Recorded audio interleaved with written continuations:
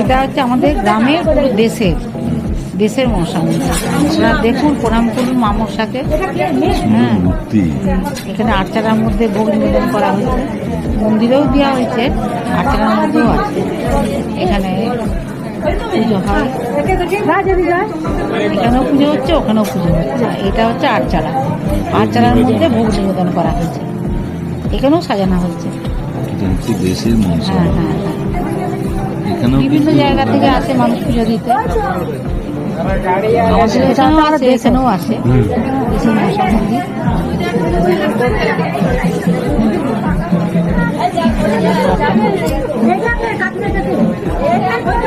অনেক দেরি হয়